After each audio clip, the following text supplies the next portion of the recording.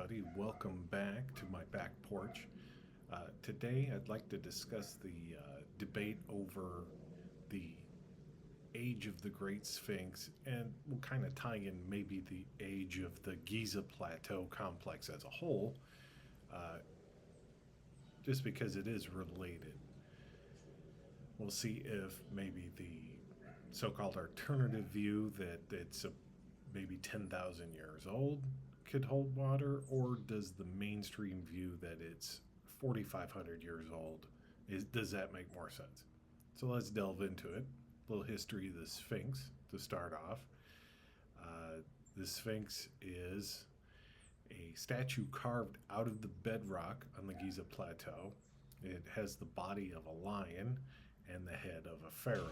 Unknown who that is. We can speculate all day because nobody wrote it down. And how they believe it was built was there was a natural rock formation there on the Giza Plateau that probably had the shape of a head of some sort. They excavated down and built an enclosure around it. They pulled these giant blocks out in order to bring it down to carve the body out. And they took these giant blocks and put them in front of the Sphinx and built a temple. They didn't really cut the blocks down. The construction technique can be described as megalithic, if you will. We'll talk about that maybe a little later in the video. Now, the accepted view in the mainstream is that the Sphinx was carved out when the pyramids were being built. They believe probably by Khafre or Menkaure. And they kind of think it's Khafre's face that's on it. And a researcher, John Anthony West, early on had come in and took a look at the enclosure walls of the Sphinx and said, to me that looks like water erosion. And it doesn't rain on Giza presently. It hasn't rained or had any significant rain in that area for millennia. So he brought this up, and people said, no, that's wind erosion. 4,500 years of wind erosion is going to do that. He brought up that the head doesn't match the erosion pattern. The head is less eroded. They said, well, the head is a different quality of limestone. So he searched around to try and find a reputable geologist to come and take a look at this and give his opinion. And he found Dr. Robert Schoch, who's a professor at Harvard of geology and a PhD. And he convinced him to come out and take a look at this. And Dr. Schoch looked at it and said, that is definitely water erosion, specifically from precipitation. And it hasn't had significant precipitation in the Giza Plateau for at least 10,000 years. Now, Dr. Schoch is a very smart man, from what I can tell, and the reason I know this is he waited till after he got tenure to publish these findings. Smart guy. So I'm going to have to trust his opinion because I'm not a geologist.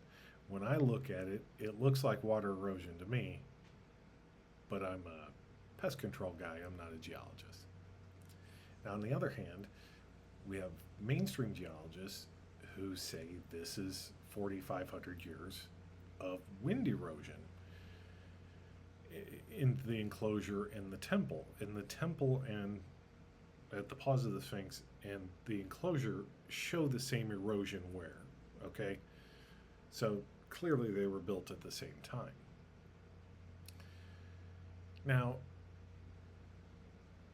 as lay people or people who aren't scientists who don't eat, sleep, breathe, and eat, I said it twice, I love to eat, geology, we have to kind of go a different route to maybe discern for ourselves who would be right here. So let's, for instance, for this sake of argument, we're going to take the mainstream version and see if that makes sense, instead of trying to delve into, is that water or is that wind? And according to the mainstream version, this is 4,500 years of wind erosion. So the first question is, can that be 4,500 years of wind erosion? And the answer actually is no. Now, don't bail on me. Let me explain. There's a couple of rarely discussed facts in the debate. The first one is that it is proven knowledge, recorded, that for vast periods of time, the Sphinx has been buried up to its shoulders and its neck in sand. Now, what happens is, a lot of people don't know, is the Giza plateau, and especially the Sphinx enclosure, man, I can't talk today, requires periodic routine maintenance. It has to be cleaned out. There are routine dust storms that go through on a regular basis. In Egypt, it's a desert. And if people don't maintain the monuments in the area and clean them, it in very short order will fill with sand. So when the Sphinx enclosure and the temple are buried, and a lot of the times it's buried all the way up to its neck. Some of the early images show it buried, to its shoulders, just the way it shifts around. There's no wind getting in that enclosure. So the next question is, well, how long in its history has it been buried? So we can safely say a couple of time periods. So Egypt fell about 30 BC, somewhere in there, when Octavian beat Mark Antony and Cleopatra, and it became a province of Rome. Chances are they were not maintaining the Giza plateau. Unknown if the Ptolemies were doing that. They may have to some degree. At least in the beginning, when they moved Alexander's body to Egypt, there is kind of a Roman Greek style building, if you will, near the Sphinx. So maybe it was, but guaranteed after that they weren't. And we know throughout the past 2,000 years it wasn't maintained. There are early drawings, especially from when Napoleon came in. It was clearly buried. And we have photographs from the 1900s. They really didn't start excavating it until about 1905. So about 2,000 years it's been buried. Okay, so we're talking about 4,500 years, and immediately we could subtract 2,000 years. Now, in the past, we know from the record that in ancient times, it spent a lot of time buried. And we can give two specific periods. You have the first intermediate period and the second intermediate period. Egypt is one of the very few civilizations on Earth that has completely collapsed twice and then restarted. In the first intermediate period, known as the Hyksos period, and a lot of people think this is the start of the Exodus. That's a whole other video. And that was about 150 years. It ended in 2055 BC. And then there's another period. It lasted about 250 years. Okay. Excuse me. That was later on. About, you know what, I didn't write the date down. And then it's so guaranteed during those times, that's another 400 years, it wasn't being maintained because there was no government in Egypt to pay for this. Nobody cared. So now we're up to 2,400 years that it wasn't exposed. Well, let's add on to that because we have a record of King Tutmos and the Dream Stela, which is actually at the Sphinx, and writes of him falling asleep on his hunting trip under the head of the Sphinx. And the Sphinx spoke to him in a dream and said, hey, if you, dig me up and expose me again, I'll make you king of Egypt. So it was buried then, okay? So nobody was maintaining it. And that was about 1401 BC. So if we look at that, when the end of the first intermediate was 55 BC and then Tutmos 1401, it's entirely possible that 600 years, 550, 600 years, it wasn't being maintained. So let's say a conservative estimate, so maybe 2,700 years of the 4,500 years, there's no wind getting into that enclosure or onto the temple to create that kind of erosion. So if a geologist, mainstream archaeologists and geologists, are going to look at that enclosure and say it's 4,500 years of wind erosion, provably it has to be older, at least 2,000 years older. Because if they say, oh, that for sure that's 4,500 years, well, then it has to be older than 4,500 years because it spent more than half of its life covered up. Now, here's the funny part. So it's been covered up to at least its shoulders and its neck a lot of times. That head's been exposed the whole time. It's been getting sandblasted and hit by the wind, and it still doesn't show the same erosion as the enclosure in the temple. So what are we to think of that? Is it entirely possible that the head was carved, it's a newer carving? It's entirely possible. So if we can just logically look at some of these little facts and say it can't possibly be 4,500 years of wind erosion when it hasn't been exposed that long, just historically. So then the fact that the Sphinx may be older is entirely plausible. Well, factoid, the Egyptians didn't call it the Sphinx. The early name for it was Tefnudi, which means follower of Tefnut. You'll see that in different names, like Seti means follower of Set. If you have the god's name and then an I at the end, it means follower of. We'll explore that in a minute. I don't know why they would named it that, but the later name for it was Horum Akhet, which means Horus of the horizon, which kind of makes sense. It does look out onto the horizon at the rising sun. So let's add another little wrench into all this. The Sphinx temple, remember, was built at the same time as the Sphinx. And it shows the same erosion. And it's been buried. Here's another little factoid. In ancient times, at an unknown period of time, nobody knows, the temple had restoration work. And I'm having trouble finding these pictures, but I've seen them. If anybody can find them, let me know. But they actually, when they did restoration, at the time they did the restoration, the temple was already eroded to hell.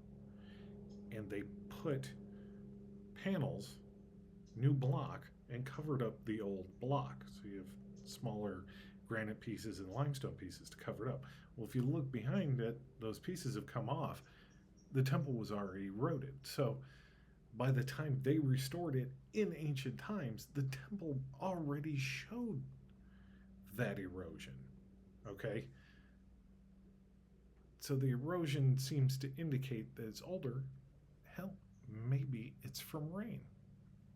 Could be. I'm not a geologist. I'll leave that to the experts. But in my opinion, it's clearly older. Now, speaking of the Sphinx temple, another way we might be able to determine that that was built at an earlier time than the pyramids. The Sphinx temple, remember I said it was megalithic? Clearly different construction technique than the surrounding monuments. The pyramids and their temples and their causeways were all built the same way. Same stone cutting techniques, same types of stone. The Sphinx temple is kind of unique in the area. It is giant blocks. We're talking, it dwarfs the core blocks at Giza that they were hauling up high. And we're talking about they were just moving this to the front of the Sphinx. Gigantic blocks, weird corners. Like instead of doing a 90-degree angle, they carved part of the stone to be a 90. Weird. It is very similar to ancient Incan construction, different construction techniques from around the world. So in my opinion, that really needs to be looked into. And guys like Graham Hancock and Brian Forrester, they got a point here. So, how could that be possible? A clearly different technique, more like, hey, pull those blocks out and build this temple in the most pain in the ass way possible while we build the pyramids. It looks like they were building the pyramids, and then when they got to the Sphinx, they're like, bring in another construction crew and don't even supervise them, just let them figure it out. It seems like the construction would have matched what was going on around it had it been built at that time. So I'm on board with it was done at a different time. I'll go even further. I'm on board with the theory that the Giza plateau as a whole is much older as a sacred site, that there were monuments already there before the pyramid was built. Most likely the Sphinx was already there. Now, a lot of people don't know this, but the Great Pyramid, it doesn't have a completely flat base. You picture there's actually a rock, they call it a rock knoll, but it's kind of leveraged and built around it. It's entirely possible, there is a theory out there that the Giza Plateau was maybe venerated as the original mound of creation from the Egyptian creation myth. And this is where we'll tie into the name Tefnudi. So what may have happened is that much older site, and there are really old monuments in Egypt. There's a place in southern Egypt called Nabta Playa, which is some sort of astronomical calendar, and it is thousands of years old. Very primitive, but very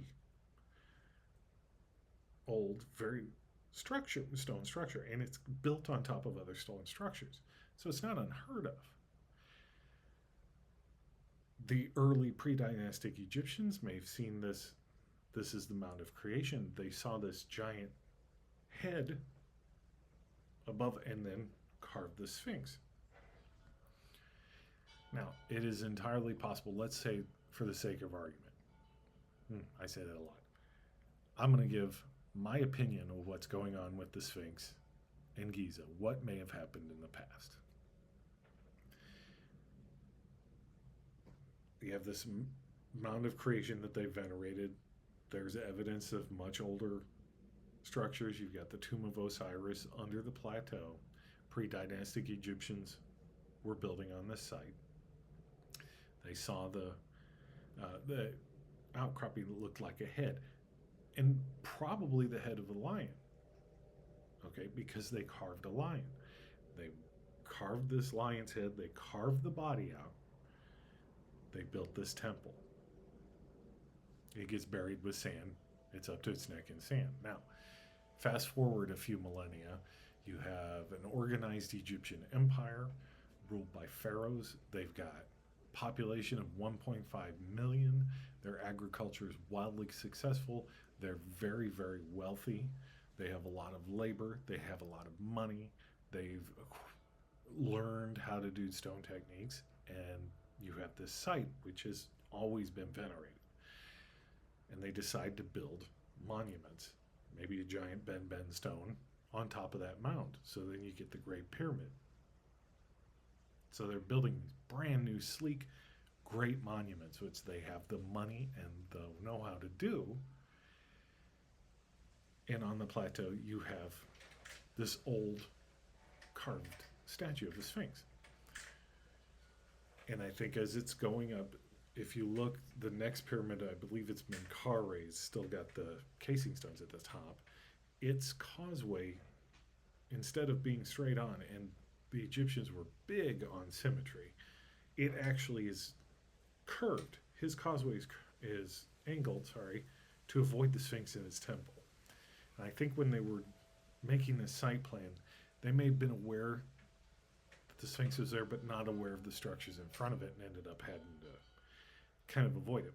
Well, as they're excavating it, they've uncovered this old statue. It's really cool, but it's eroded to shit. Okay, and I think they're having all this new construction, and they're looking at it going, this thing needs a facelift. Okay,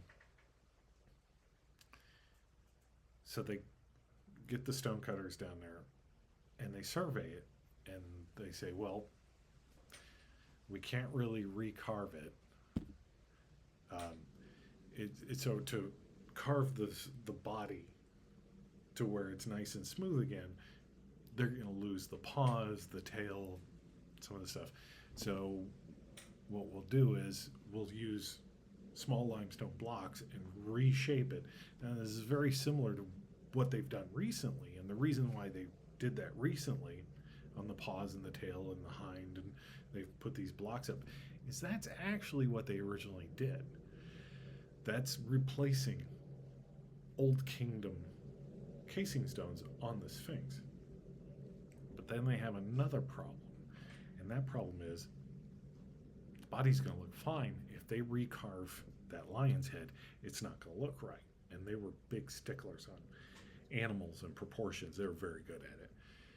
And they're going to have to carve too much of it, and the head's going to be too small as far as a line on a body. And you can't have that. And probably somebody had the bright idea and said, hey, Pharaoh,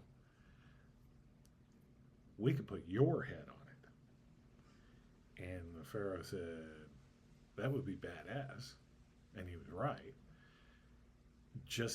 Because they couldn't make that lion's head, and having a person's head on it, then they don't have to worry about it being a little too small, because there's no lions running around with people's heads on them.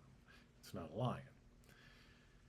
Unknown which pharaoh that was. Nobody wrote it down.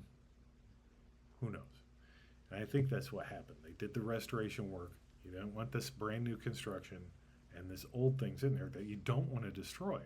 So I think they recarved the head, they redid the body, they did some work to the temple, so everything looked nice. That's the way they were. You could tell that from their construction.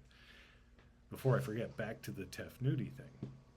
So they called it Tefnuti, which means follower of Tefnut.